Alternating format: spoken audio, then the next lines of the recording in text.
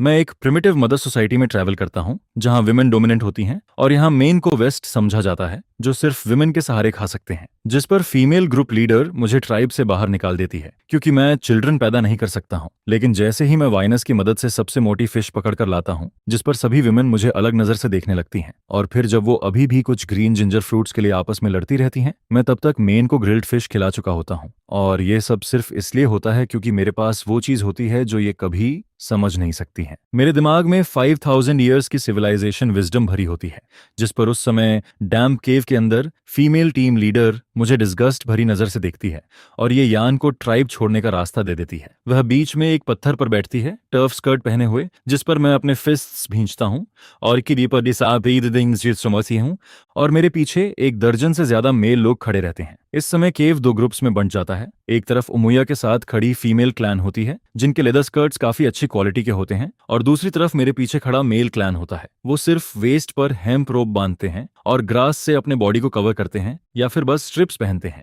जिस पर mail tribesman उमुया के कोल्ड एक्सप्रेशन को देखते हैं, कांपते रहते हैं और रो भी नहीं पाते हैं। हर बार जब वो हंटिंग करते हैं वो प्री को हिट नहीं कर पाते, जिस पर उन्हें यूजलेस कहा जाता है कि तुम लोग कुछ नहीं जानते, तुम प्रैक्टिस भी नहीं कर सकते, तुम चिल्ड्रन भी पैदा नहीं कर सकते हो। और कुछ लोग जो रोज प्रैक्टिस करते हैं उन्हें भी ब्लेम किया जाता है कि वो ट्राइब के खाने में डिले कर रहे हैं। अगर तुम फूड भी नहीं ला सकते तो तुम्हारा कोई यूज नहीं है, निकल जाओ। उमुया की टोन ठंडी होती है और बाकी फीमेल क्लैंसमैन जो पॉरेज बना रही होती हैं वो भी कोल्ड तरीके से बिहेव करती हैं, जैसे उन्हें इससे भी ज्यादा नफरत हो। यह देखकर मेरी आंखें हल्की सी चमकती हैं क्योंकि मैं इस बैकवर्ड प्रिमिटिव एरा में ट्रैवल करके आया हूँ। इस दुनिया में विमेन ही सब कुछ होती हैं और मैट्रिनल सिस्टम बहुत ही स्ट्रांग होता है। लेकिन क्योंकि मैं एक ट्रेवर्सर हूँ, मुझे इस सिस्टम की कमियां और डेंजरस अच्छे से पता होते हैं। यहाँ कोई टेक्नोलॉजी नहीं है, कोई वेपन्स नहीं है, सब कुछ बैकवर्ड होता है। लाइफ ऐसी होती है कि 3 दिन भूखे रहो और 9 बार खाना सोचो। लोग ट्री बार्क, जिंजर फ्रूट और बीस्ट मीट खाकर सरवाइव करते हैं। गाइज, अगर आप क्रिकेट फॉलो करते हो तो मेरे पास आपके लिए एक ग्रेट न्यूज है। इंडियन प्रीमियर लीग 2026 स्टार्ट हो गया है। मैं सारे मैचेस इस ऐप के थ्रू फॉलो करूंगा। इसमें सब कुछ एक ही जगह मिलता है, latest match schedule, live matches का कवरेज और अपनी स्पोर्ट्स नॉलेज से अर्न करने का मौका। एंड आईपीएल के स्टार्ट के लिए इस टीम ने कुछ अमेजिंग गिफ्ट्स प्रिपेयर किए हैं। पूरा टूर्नामेंट के दौरान कैश प्राइजेस और एप्पल टेक के गिवअवेज होंगे, एक परफेक्ट चांस अपना फोन अपग्रेड करने का। और यही नहीं, आईपीएल के दौरान सभी नए प्लेयर्स को उनके पहले 4 डिपॉजिट्स पर बोनस मिलेगा। पहली बार ऐसा हो रहा है और अभी आप मैक्सिमम 70,000 तक का बोनस ले सकते हैं। प्रोमो कोड मांगा 400 के साथ। डिस्क्रिप्शन में दिए गए लिंक को फॉलो करो, वेबसाइट पर अपडेट्स चेक करते रहो और अपना गेमिंग बैंक अभी से रेडी करो। अगर इस मैट्रिनल क्लैन का कोई फायदा है तो बस इतना कि यहाँ की विमेन काफी हेल्दी, फेयर और ब्यूटीफुल दिखती हैं, जिस पर अचानक एक आवाज आती है, congratulations to the host on awakening, और मेरे सामने patrilineal clan construction system activate हो जाता है। होस्ट सेंटर्ड सिस्टम मुझे गाइड करता है कि एक strong patrilineal tribal society build करनी है। साथ ही अवेकनिंग मॉड्यूल एक्सचेंज शॉप भी अनलॉक होता है। अब मैं जो भी काम पैट्रियार्की सोसाइटी के लिए बेनिफिशियल करता हूँ उससे मुझे अचीवमेंट्स और एक्सचेंज पॉइंट्स मिलते हैं, और उन पॉइंट्स से मैं स्टोर में कुछ भी एक्सचेंज कर सकता हूँ जो इस न्यू क्लैन को बिल्ड करने में मेरी हेल्प करता है। जैसे ही मेरे दिमाग में सिस्टम की आवाज गूंजती है, मेरे होंठ हल्के से उठते हैं, जैसे मैं सोच रहा होता हूँ कि फाइनली टाइम आ गया है। लेकिन ट्राइब में रहना अब पॉसिबल नहीं होता क्योंकि इस दुनिया में कल्चरेशन होता है और विमेन की ब्यूटी भी इसी ची और ब्लड कल्चरेशन की वजह से होती है। लेकिन वो मोया जो पैट्रियार्क होती है वह सबसे पावरफुल होती है, जिस पर मैं डिसाइड करता हूँ कि अब इस ग्रुप को दिखाना होगा कि रियल मास्टर कौन होता है। तभी मैं बोलने ही वाला होता हूँ कि पेट्रियार्क, अभी बहुत गर्मी है, बाहर ना फ्रूट्स हैं ना एडिबल प्लांट्स, क्या आप थोड़ा मर्सी नहीं दिखा सकती? ये यन को मत निकालिए, थोड़ा वेट कर लेते हैं। तभी मैं वो मोया से आर्ग्यू करने ही वाला होता हूँ कि फीमेल क्लैन में से एक लड़की सामने आती है जो मेरी ही उम्र की होती है, लगभग 18 साल की। उसका शरीर कमजोर होता है लेकिन वह काफी लाइवली और ब्यूटीफुल दिखती है। उसकी वाटरी आईज में हल्की सी नमी होती है। वह वो मोया से कहती है कि नहीं, उसे पनिश मत कीजिए। यह वही लड़की होती है जो बचपन से मेरे साथ बड़ी हुई है और बाकी विमेन की तरह मुझे मंकी नहीं समझती बल्कि एक बड़े भाई की तरह रिस्पेक्ट करती है। जिस पर मैं उसे रोकते हुए कहता हूँ, बस बहुत हो गया वो मोया, तुम्हें सिर्फ मुझे निकालना है तो इस छोटी लड़की को बीच में मत लाओ। मैं खुद ही ट्राइब छोड़ देता हूँ और इन सभी मेन को साथ लेकर एक नया ट्राइब बनाऊंगा। और मैं तुम्हें बता देता हूँ, मैं ऐसा ट्राइब बनाऊंगा जो तुम्हारे विमेन रूल्ड ट्राइब से 1000 गुना बेहतर होगा। मेरी आंखें चमकती हैं और मेरी आवाज सुनकर वो मोया पहले थोड़ी शॉक्ड होती है, फिर अचानक हंसने लगती है। उसका शरीर हल्का सा हिलता है, लेकिन उसकी स्माइल ठंडी होती है, जैसे उसे कोई बड़ा जोक सुनाई दिया हो। वह मुझे देखती है जैसे मैं कोई मजाक हूं। जिस पर कुछ फीमेल लोग गुस्से में मुझे इंसल्ट करती हैं कि एक आदमी होकर टीम लीडर से ऐसे बात करने की हिम्मत कैसे हुई, और कुछ हंसते हुए कहती हैं कि ये आदमी ना हाउस बनाना जानता है, ना चिल्ड्रन संभालना, और ना ही कुछ आता है, फिर भी ये कह रहा है कि यह उनसे 1000 गुना बेहतर ट्राइब बनाएगा। जिस पर वो कहती हैं, ये यान, ये सब छोड़ दो, घुटनों पर बैठकर टीम लीडर से माफी मांगो, चाहे काऊ या हॉर्स बनकर रहना पड़े, लेकिन ट्राइब में ही रहो, क्योंकि अभी बाहर जाना मतलब सीधा मौत को बुलाना है। यह सुनकर मेरे पीछे खड़े मेल लोग डर जाते हैं। उनके शरीर दुबले होते हैं, रिब्स साफ दिखती हैं, और वो मेरा हाथ पकड़कर मुझे रोकने की कोशिश करते हैं, क्योंकि मेरी बातें उनके लिए खतरे से भरी होती हैं। उनकी नजर में मैं बस एक यूजलेस आदमी हूं, जिसे विमेन मारती हैं, डांटती हैं और कभी भी छोड़ देती हैं। यह विमेन का ग्रुप समझ ही नहीं पाता है। जिस पर मैं कहता हूं, तुम सब मेरी बात ध्यान से सुनो। फ्यूचर में मैं, ये यान, तुम्हें खाने पीने की पूरी व्यवस्था करके दूंगा। जो मेरे साथ आना चाहता है आ सकता है। फिर मैं हाथ हिलाता हूं और सामने खड़े करीब दर्जन भर लोगों को देखता हूं, लेकिन जो मेल लोग पहले से डर के साए में जी रहे होते हैं, वो मुझे इग्नोर कर देते हैं और मुझे पागल समझकर सीधे उमुया के सामने घुटनों पर बैठ जाते हैं, सिर झुकाकर माफी मांगते हैं, और चाहे उन्हें जानवरों जैसा ट्रीट किया जाए, फिर भी वो ट्राइब में रहना चाहते हैं। जिस पर सिर्फ 3 लोग ऐसे निकलकर आते हैं जो अब और ह्यूमिलेशन सहना नहीं चाहते। 2 बड़े उम्र के मेल और एक मेरी उम्र का लड़का, जो केव से बाहर आकर मेरे पास खड़े हो जाते हैं। भूखे रहने को तैयार होते हैं, लेकिन स्लेव्स बनकर जीना नहीं चाहते। हम लोग जाने लगते हैं। वो मेरे वर्ड्स पर पूरी तरह बिलीव नहीं करते, लेकिन उमुया के रशलेस बिहेवियर की वजह से अलग होने का फैसला कर लेते हैं। बाकी जो नील किए हुए लोग होते हैं, वो हमें डर और शौक भरी नजर से देखते हैं, जैसे हमने खुद अपनी मौत चुन ली हो। इसके बाद मैं बिना रुके सीधे केव से बाहर निकल जाता हूँ, और थोड़ी ही देर में पीछे से फुटस्टेप्स की आवाज आती है। जिस पर मैं मुड़कर देखता हूं तो एबन्यो होता है। वो कुछ नहीं बोलता, लेकिन उसकी आंखों में इमोशंस भरे होते हैं, और वो मेरा हाथ पकड़कर मुझे लिसाई जियांगुओ देता है। मैं उन थोड़े से जियांगुओ को देखता हूं जो उसने शायद छुपा कर रखे थे, क्योंकि मैट्रिलिनियल सोसाइटी में इन्हें ज्यादा वैल्यू नहीं मिलती। ये देखकर मैं कुछ देर के लिए इमोशनल हो जाता हूँ, समझ नहीं आता क्या बोलूं। जिस पर एबनी उदास चेहरे से कहता है, ये यान, तुम अभी इसे रख लो, मैं बाद में और जियांगुओ लेकर आऊंगा। मैं उसके सिर पर हाथ रखता हूं और कॉन्फिडेंट स्माइल देता हूं। कहता हूं, टेंशन मत लो, मैं जरूर वापस आऊंगा। यह सुनकर उसके चेहरे पर सैडनेस आ जाती है, जैसे वो रोने वाला हो। वह कहता है, ये यनगे, तुम जरूर कर पाओगे। फिर वह अपने आंसू पोंछता है, खुद को संभालता है और गुड बाय कहकर चला जाता है। मैं उसकी पीठ को देखता हूं और हल्की सी स्माइल देता हूं, क्योंकि एबनी मुझ पर इतना ट्रस्ट करता है। तो मैं उसे डिसअपॉइंट नहीं कर सकता। फिर मैं आगे देखता हूं और सामने का सीन देखकर अचानक शॉक हो जाता हूं। यहाँ तो कुछ भी बैरन नहीं है। ट्राइब के बाहर तो रिसोर्सेज की भरमार होती है। जमीन के नीचे जैसे गोल्ड छुपा हो, सामने बड़ी बड़ी फिश ग्रुप्स में तैर रही होती हैं। ट्रीज पर ह्यूज फ्रूट्स लटके होते हैं, और ये सब वो चीजें हैं जो फीमेल क्लैन हासिल नहीं कर पाती, लेकिन मैं इन्हें आसानी से ले सकता हूँ। जिस पर पीछे से आवाज आती है, क्या हम सच में मरने जा रहे हैं या किसी और ट्राइब में जाएंगे? लेकिन हर जगह हमें मंकी कहा जाता है, विमेन से कंपेयर करने लायक भी नहीं समझा जाता। फिर भी हम वापस जाकर उमुया के स्लेव नहीं बनना चाहते, क्योंकि हम भी मैन हैं। मैं इस समय रिवर के पास खड़ा होता हूँ और सोचता हूँ कि अब मैं फिश किंग बनूंगा। रिवर शॉल होती है और फिश उसमें फ्रीली स्विम करती हैं, क्योंकि मैट्रिनेल क्लैन की टेक्नोलॉजी बहुत बैकवर्ड होती है। वो फिश को कैच नहीं कर पाते, इसलिए ये फिश बिना किसी फियर के बड़ी और हेल्दी हो जाती हैं, और उनका मीट भी काफी टेस्टी होता है। अगर कोई एक फिश भी पकड़ ले तो नियर बाई ट्राइब्स उसे ट्रेड करके 3 मील तक ले सकते हैं। जिस पर मैं डिसाइड करता हूँ कि अब मैं कुछ बड़ी फिश पकड़कर हमारी फूड प्रॉब्लम सॉल्व करूंगा। तभी उमुहा मेरे पास आता है और पूछता है, ये यान, तुम क्या कर रहे हो? किस ट्राइब में ज्वाइन करने का सोच रहे हो? मैं उसे देखता हूँ, वह भी मेरी तरह सेम हालत में होता है, लेकिन उसकी आईज स्ट्रांग होती हैं और हमारा रिलेशन भी अच्छा होता है। मैं कहता हूँ, उमुहा, आओ मेरी हेल्प करो, मैं इस रिवर से फिश पकड़कर खाने वाला हूँ। और मैं नीचे बैठकर धीरे धीरे वाइनस से एक नेट बनाता रहता हूँ, जिसका साइज इतना होता है कि फिश उसमें आसानी से फंस जाए। यह सुनकर उमुहा शॉक्ड हो जाता है और कहता है, ये यान, तुम सच में पागल हो गए हो। हम लोग तुम्हें काफी देर से यहाँ कुछ करते देख रहे थे। हमें लगा तुम क्रेजी हो, इसलिए मैं बात करने आया, और तुम बोल रहे हो कि फिश पकड़ोगे। वो कहता है, फिश पानी में रहती है, उसकी स्पीड बहुत तेज होती है और वो स्लिपरी भी होती है, उसे पकड़ना इम्पॉसिबल है। मैंने खुद पूरे दिन एक फिश को फॉलो किया, तब जाकर मुश्किल से उसे टच कर पाया। मैं गारंटी देता हूँ कि हमारे पूरे ट्राइब में और आसपास के कई ट्राइब्स में भी कोई फिश को पकड़ नहीं सकता। यह सुनकर मैं रिवर के पास बैठा रहता हूँ। मेरे दिमाग में इरिटेशन चल रही होती है, कोई हेल्प करने वाला नहीं होता और ये सब मुझे ही करना पड़ता है। जिस पर मैं कहता हूँ, उमुहा, सीधी बात बताओ, मैंने कब तुमसे झूठ बोला है? अगर हेल्प करनी है तो करो, नहीं तो साइड हो जाओ। मैं अपना पसीना पोंछता हूँ और उमुहा का चेहरा डाउट से भरा होता है। वह पूछता है, क्या तुम सच में फिश पकड़ सकते हो? मुझे तो बिल्कुल बिलीव नहीं हो रहा, लेकिन अगर ये पॉसिबल हुआ तो टीम लीडर ने भी कभी इतना टेस्टी फूड नहीं खाया होगा। फिर वह मुझे सीरियस नजर से देखता है, क्योंकि हमारा रिलेशन हमेशा से अच्छा रहा है।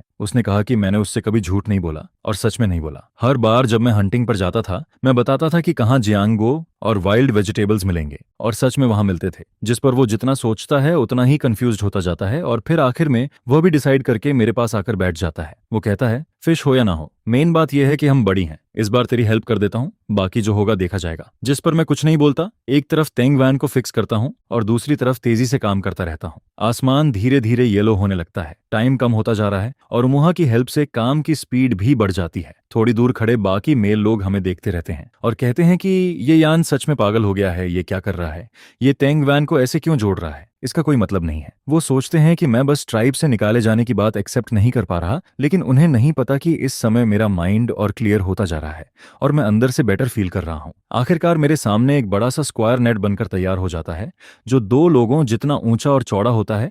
उसके चारों कोनों पर हैवी वेट लगा होता है और बीच में तेंग वान का स्ट्रांग जाल होता है। जैसे ही इसे रिवर में फेंका जाएगा वेट नीचे सिंक करेगा और नेट फैल जाएगा। मैं उसे देखकर सेटिस्फाइड फील करता हूँ। ये काफी ड्यूरेबल होता है, इसे कई बार यूज किया जा सकता है। जिस पर उमुहा ब्लैंक फेस से उसे देखता है और कहता है मुझे लगा तुम कुछ बड़ा कर रहे हो, लेकिन तुमने तो बस एक स्ट्रॉ मैट जैसा बना दिया, इसका क्या यूज है। मैं हल्की सी स्माइल देता हूँ और कहता हूँ जल्दी क्या है, वेट करके देखो। फिर मैं नेट को फोल्ड करता हूँ, उसे पकड़कर रिवर के पास जाता हूँ और अचानक उसे पानी में फेंक देता हूँ। नेट परफेक्टली खुलता है, वेट उसे नीचे खींचता है, बबल्स ऊपर उठते हैं और वह रिवर के बॉटम में सेटल हो जाता है। मैं वहीं खड़ा रहता हूँ, हाथ में रोप पकड़कर। जिस पर उमुहा चिल्लाता है तुम क्या कर रहे हो, इतनी मेहनत से बनाया था और तुमने उसे ऐसे ही पानी में फेंक दिया। उसका फेस रेड हो जाता है और वो गुस्से में मुझे देखता है, कहता है कि मुझे तुम्हारी हेल्प नहीं करनी चाहिए थी, लेकिन मैं बस उसे इग्नोर करता हूँ और कहता हूँ जल्दी हेल्प करो। मेरे दिमाग में सिर्फ कैलकुलेशन चल रही होती है, हाथ लगातार रोप खींच रहा होता है। वेट के हिसाब से लगता है कि नेट में कुछ फंसा है। जिस पर उमुहा भी मजबूरी में हेल्प करने लगता है, लेकिन उसकी नजर मुझ पर ही रहती है,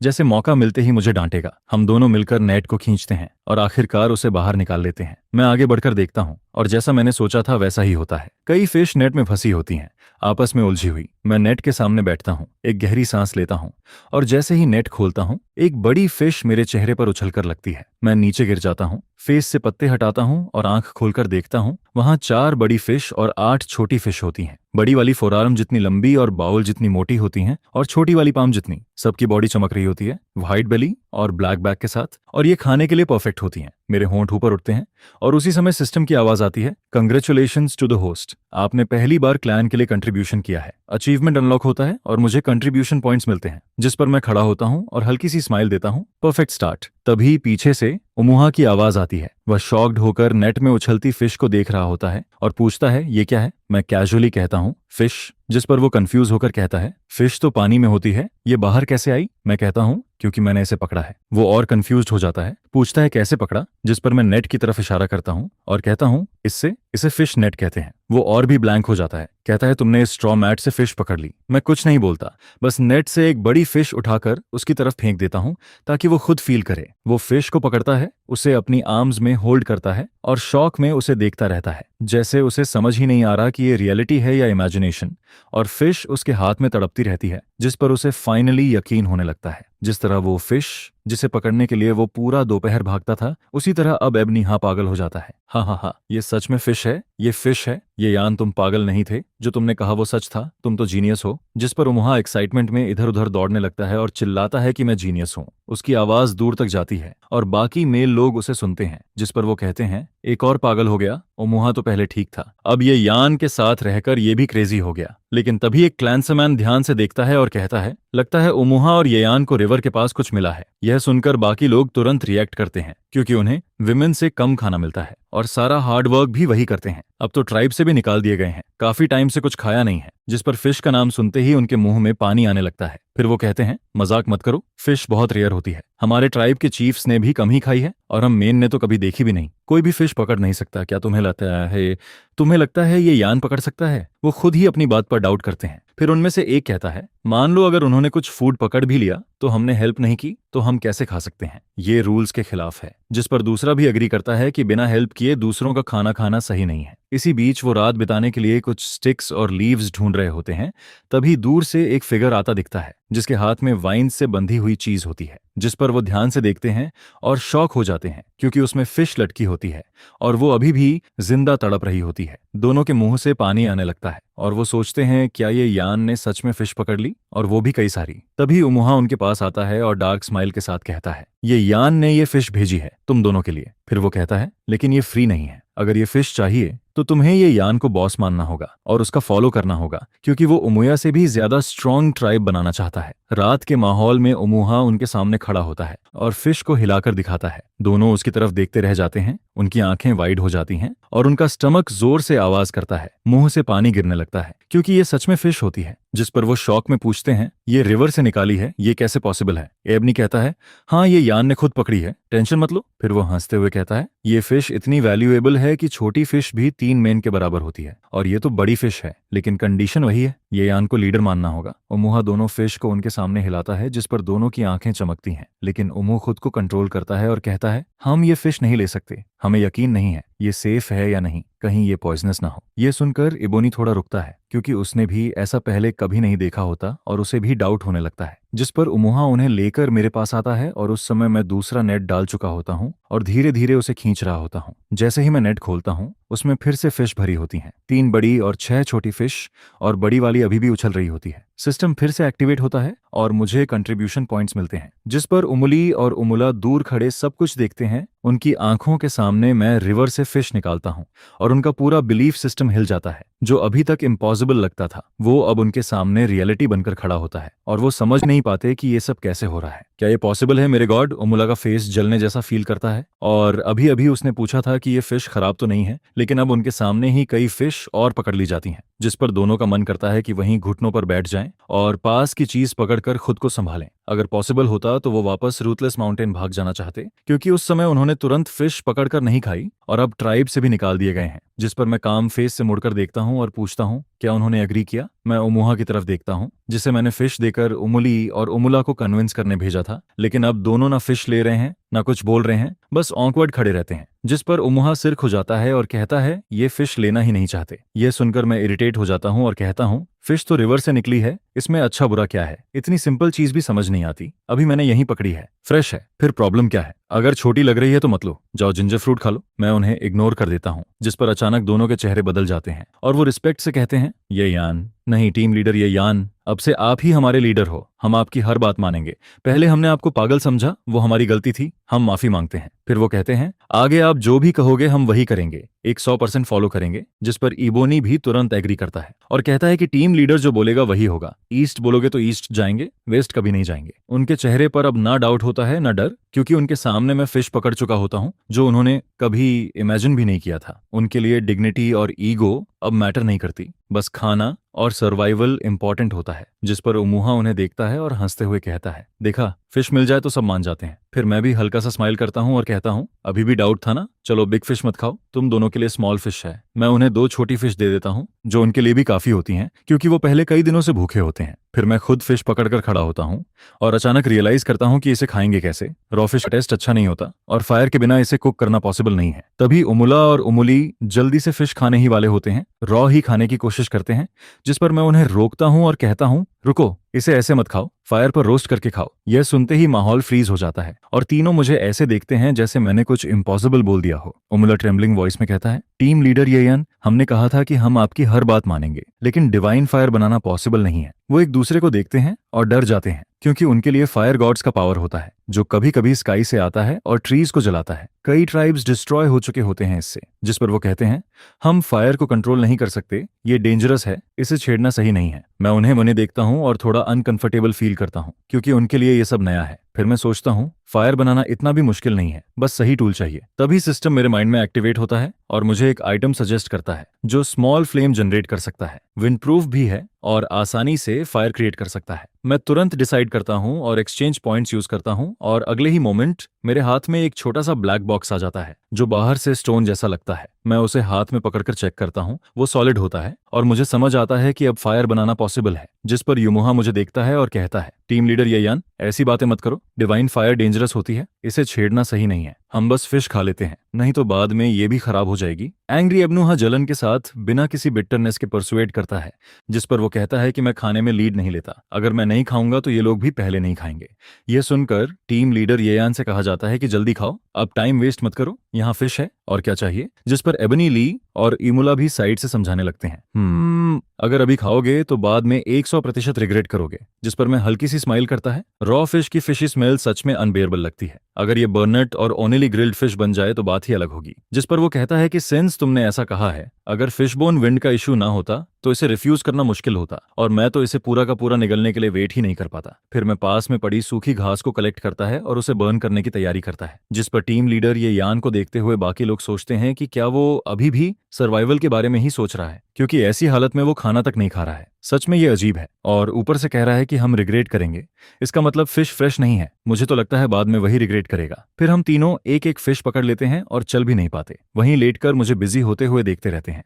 जिस पर मैं आखिरकार एक सॉफ्ट सॉइल वाली जगह ढूंढ लेता है और स्लेडर ब्रांचेस को जमीन में डीप इंसर्ट करता है। क्लर्ड स्टोन्स और आसपास के स्टोन्स से उसे घेरता है, फिर ड्राई ग्रास और बार्क रखता है, फायरवुड सेट करता है और फिर एक विंड प्रूफ लाइटर निकालकर उसे इग्नाइट करता है। जिस पर इस बेहद डार्क प्रिमिटिव एरिया में पहली बार फायर अपीयर होता है और एक नोटिफिकेशन आता है कि congratulations to the tree lord for completing the achievement Jurong shrine, और इसके साथ 20 कंट्रीब्यूशन पॉइंट्स मिलते हैं। इसके बाद मैं रिवर के पास जाकर फिश को कट करता है, उसके इंटरनल ऑर्गन्स निकालता है, उसे ब्रांच में फिक्स करता है और लाइटर को डिच फायर के पास ले जाता है। उसी समय उमुहा, जो हल्का स्वेटिंग कर रहा था, स्लीपी फेस के साथ उठता है और टॉयलेट जाने के लिए बढ़ता है। तभी अचानक उसे फायर दिखता है, जिस पर वो मुड़कर देखता है और डार्क नाइट में वहीं स्टंडेड रह जाता है। मेरे साइड फेस पर फायर की लाइट पड़ती है, जो प्रिमिटिव लोगों के लिए सबसे ज्यादा डरावनी चीज होती है। ये वही फ्लेम है जिसे वो गॉड और डिवाइन फायर मानते हैं। जिस पर उमुहा एक डिस्टॉर्टेड चीख निकालता है और डर के मारे जमीन पर गिर जाता है।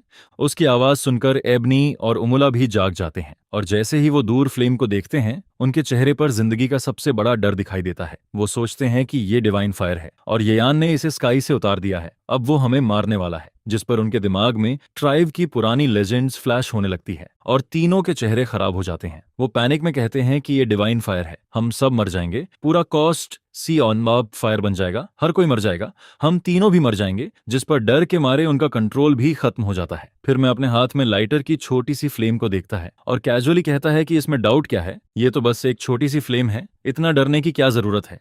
फिर मैं लाइटर को ऑन कर देता हूँ और कहता हूँ कि अब डरने की जरूरत नहीं है, डिवाइन फायर खत्म हो गया है। लेकिन तीनों मेरी बात इग्नोर कर देते हैं। जिस पर वो कहते हैं कि ये यान मजाक मत करो, डिवाइन फायर सोल्जर्स ग्रास और ट्रीज के साथ फैलते रहेंगे, सब लोग सी ऑफ फायर में मर जाएंगे, एंडलेस टॉर्चर झेलते हुए मरेंगे। कितने ट्राइब्स और कितने लोग इस कर्स की वजह से मर चुके हैं, और तुम कहते हो डिवाइन फायर खत्म हो गया है, ये कौन मानेगा। जिस पर डर्टी मोली दर्द में रोने लगता है। डर्टी मोला और डर्टी मुहा भी फियर में कंट्रोल खो देते हैं। फिर मैं कहता हूं कि पीछे मुड़कर देखो, डिवाइन फायर सच में गायब हो चुका है। जिस पर मुल्ली डरते हुए भी धीरे से पीछे देखता है। वहां सिर्फ पिच ब्लैक डार्कनेस होती है, ना कोई फायर होता है और ना ही कोई चीखें सुनाई देती हैं। जिस पर वो स्क्वाट पोजीशन में ही कंफ्यूज्ड हो जाता है और बोलता है कि डिवाइन फायर सच में गायब हो गया है, क्या ये सच है। जिस पर डर्टी मुला और मुहा भी ट्रेम्बलिंग के साथ पीछे देखते हैं और पाते हैं कि वहां कोई हेल जैसा सीन नहीं है, बस डार्क ट्रेसेस ही हैं। फिर तीनों जमीन पर गिर जाते हैं और हैवी ब्रीदिंग करते हैं, जैसे उन्हें सेकंड लाइफ मिल गई हो। वो सोचते हैं कि क्या ये सब इल्यूजन था। जिस पर मैं उन्हें देखता है और फिर से लाइटर जलाता है और फ्लेम फिर से उनके सामने अपीयर हो जाता है। जिस पर वो थोड़ी देर काम होते हैं, लेकिन इंस्टेंटली उनका हार्ट बीट बढ़ जाता है और वो शॉक में कहते हैं कि अभी तो डिवाइन फायर गायब हो गया था,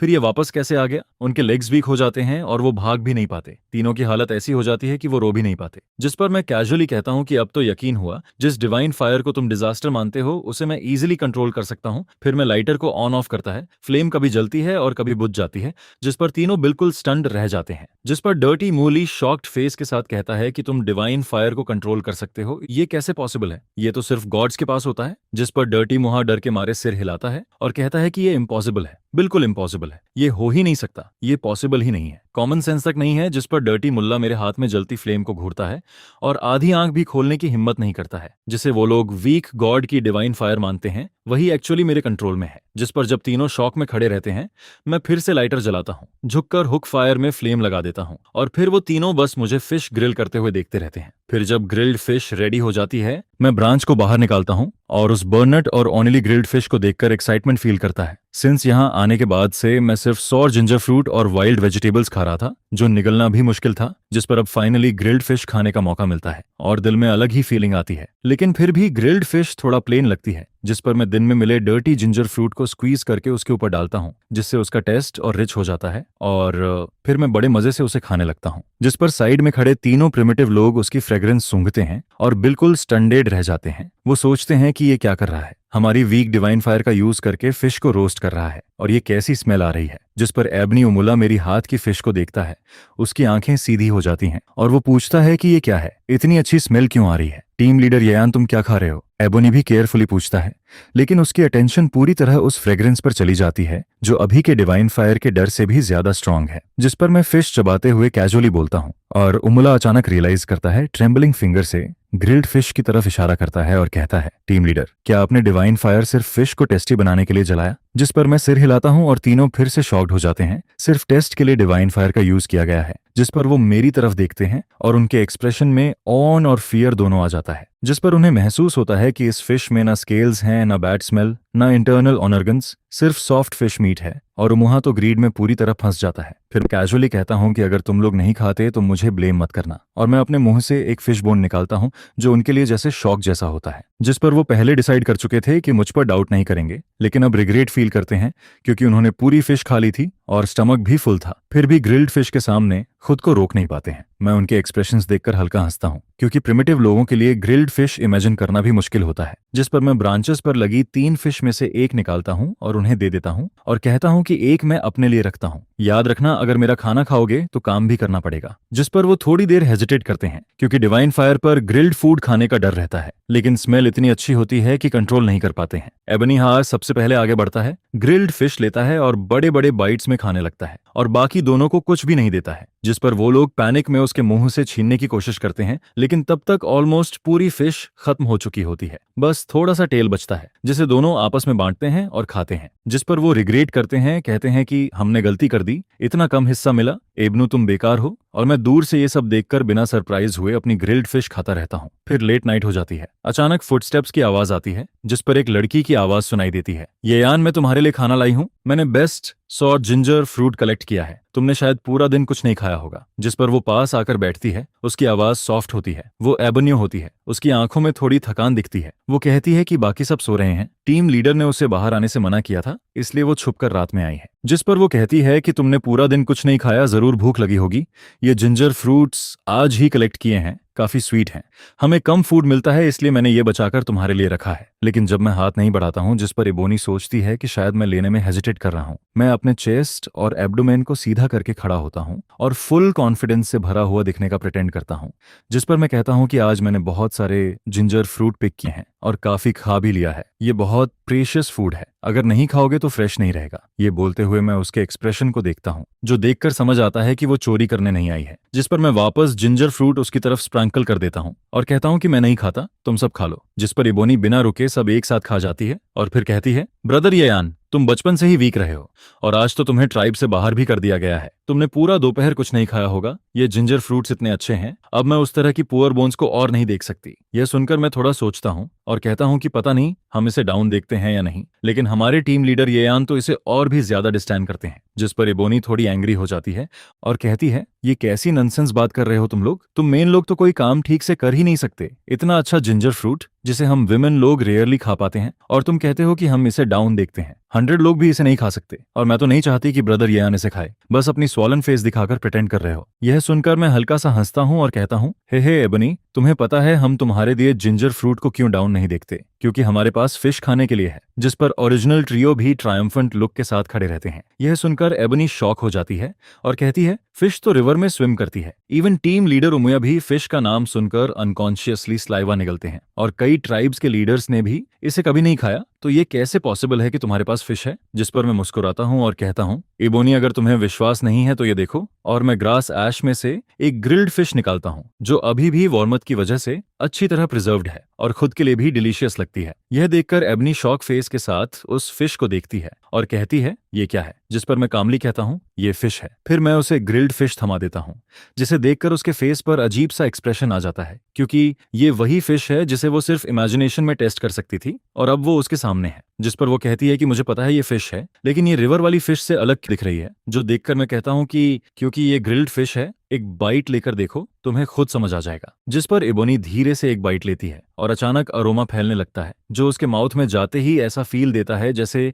एक नई दुनिया का डोर खुल रहा हो। और फिर वो एक के बाद एक बाइट लेती जाती है और कुछ ही बाइट्स में खत्म कर देती है, जो इतना डिलीशियस लगता है कि उसकी आइज गोल्डन चमकने लगती हैं। जिस पर वो थोड़ा शर्माते हुए सोचती है कि उसे लगा था वो खाना नहीं खा पाएगी, लेकिन उसने ग्रिल्ड फिश खा लिया, फिर भी जिंजर फ्रूट लेकर आई। यह सोचकर उसका मन करता है कि जमीन में कहीं छिप जाए। फिर मैं पूछता हूँ वो मेन जो दुनिया में पीछे रह गए थे उनका क्या हुआ, और झूली के बारे में भी पूछता हूँ। जिस पर वो बताती है कि अगर ट्राइब में वापस जाना है और उमुया से फैक्ट्री वापस लेनी है तो पहले इन्फॉर्मेशन लेनी पड़ेगी, क्योंकि अब ट्राइब में फूड शॉर्टेज है और फूड बचाने के लिए टीम लीडर उमुया ने उन मेन को एक रिमोट जगह पर भेज दिया है जहां डोजन लोग हैं, लेकिन फूड सिर्फ कुछ के लिए ही है और उन्हें कलेक्शन का टास्क भी करना पड़ता है, जिससे सिचुएशन और भी टफ हो जाती है। यह सुनकर मैं सिर हिलाता हूं, क्योंकि पहले ही जिंजर फ्रूट और वाइल्ड वेजिटेबल्स से लाइफ मेंटेन करना हार्ड था और अब फूड और कम हो गया है, जिससे फ्रीजिंग डेथ का खतरा भी बढ़ रहा है। लेकिन फिर मैं सोचता हूं कि यही सही मौका है उन्हें अपने साथ लेने का। इसके बाद मैं इबोनी से कहता हूं कि अभी भी देर नहीं हुई है,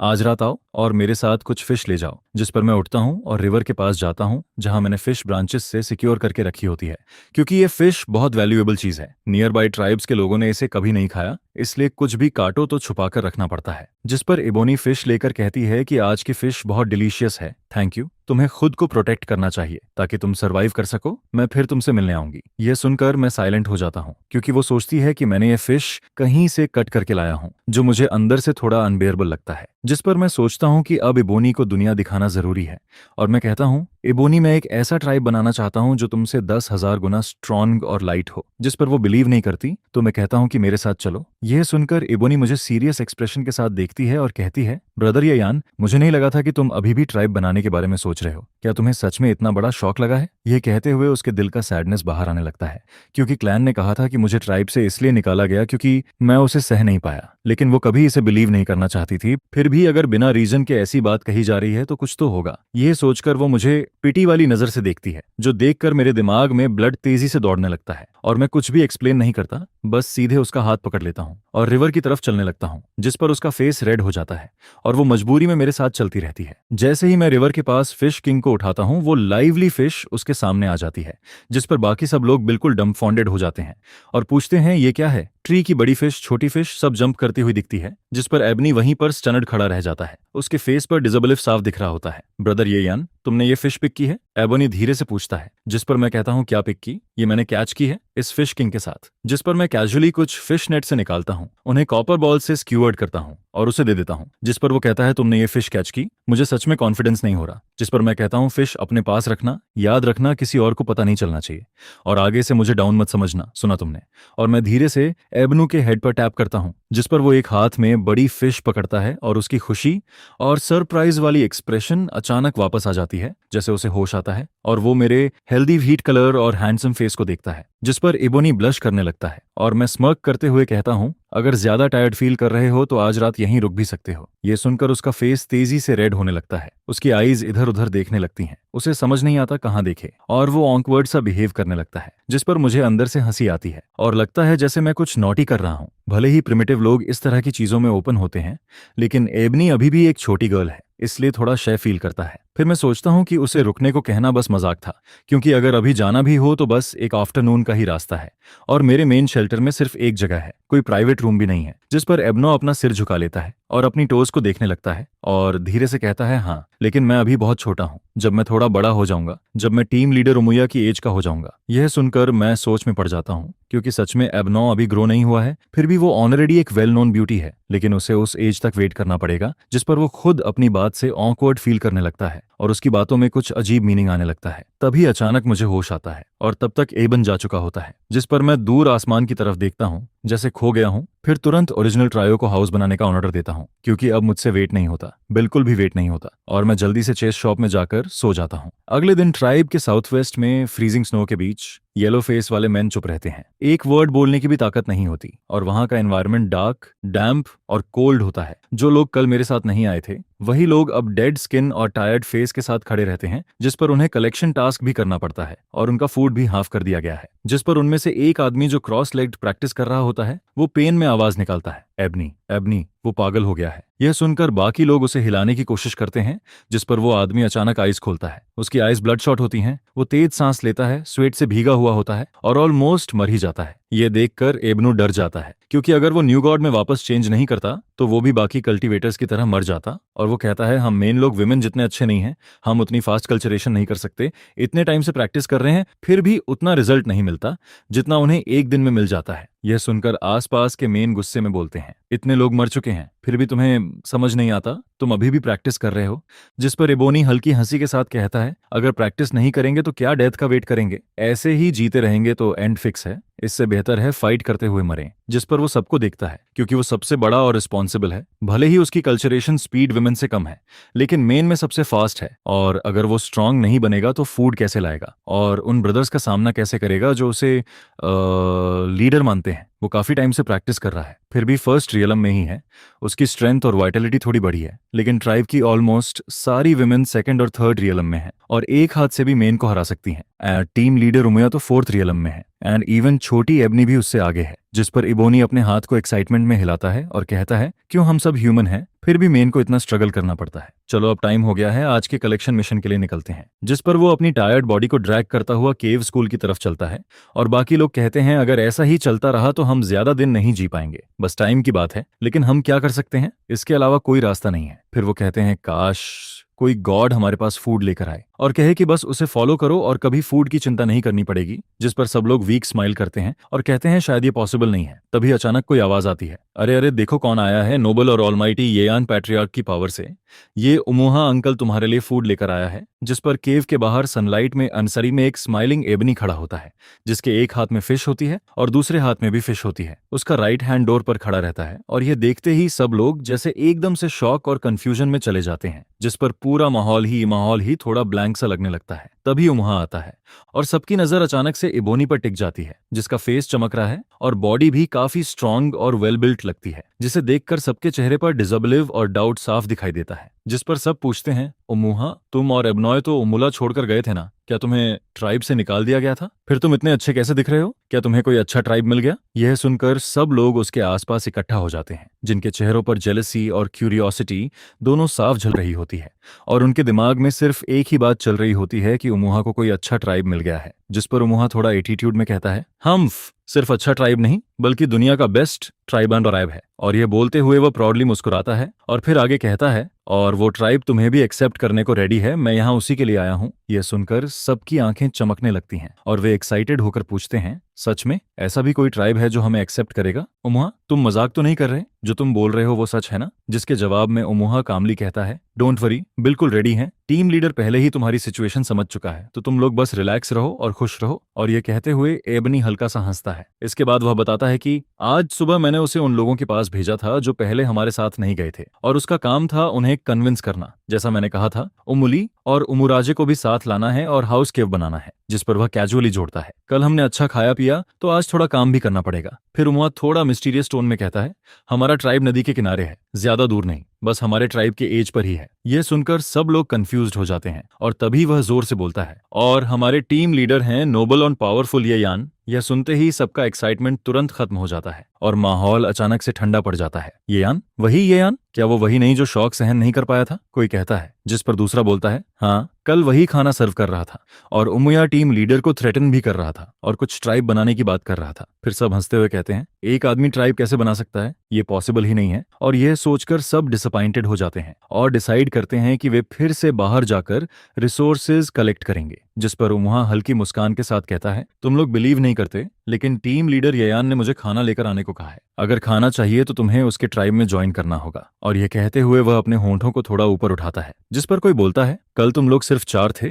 4 लोग क्या ही कर लेंगे, अगर तुम जिंजर फ्रूट और वाइल्ड वेजिटेबल्स भी लाओ तो भी कुछ खास नहीं होगा। यह सुनकर सब एक दूसरे को देखते रहते हैं। तभी अचानक उमुहा कहता है, रुको, ये देखो, ये फिश है। और यह बोलते हुए वह अपने हाथ में पकड़ी हुई चीज दिखाता है, जिसकी लंबाई उसके दोनों फोरआर्म्स जितनी होती है, जिसे देखकर सब हैरान रह जाते हैं, क्योंकि बचपन में उन्होंने सिर्फ छोटी सी फ्राई देखी थी जो मुश्किल से उंगली जितनी होती थी, लेकिन उसका टेस्ट सबसे बेस्ट था जो उन्होंने कभी खाया था। ऐसे में इतनी बड़ी फिश देखकर सबके दिमाग में डिसबिलीफ छा जाता है। कोई कहता है ये कैसे पॉसिबल है, क्या टीम लीडर ने सच में ये खाया होगा? जिस पर कुछ लोग कहते हैं ओमुहा ये यान के साथ फिश पकड़ने गया था, ये मजाक है क्या? और सब उसी डायरेक्शन में देखते रहते हैं जहां ओमुहा इशारा कर रहा होता है। ओमुहा के हाथ में वो बड़ी फिश अभी भी लटकी रहती है जिसकी बॉडी रूट्स और वाइनस में फंसी हुई होती है, और उसका साइज देखकर सब कंप्लीटली शॉक्ड हो जाते हैं। ये सच में फिश है? ये कैसी फिश है? वे हैरानी से कहते हैं। कई दिनों से प्रॉपरली कुछ न खाने वाले लोग बस उन दो बड़ी फिशेस को घूरते रहते हैं और उनके गले में पानी अपने आप भरने लगता है। सच में ये फिश है? एबनियो सच में फिश पकड़ सकता है? ये कैसे पॉसिबल है? सब हैरानी से सांस लेते हुए कहते हैं ये खाना है, ये सच में खाना है। कुछ आदमी एक्साइटेड होकर कहते हैं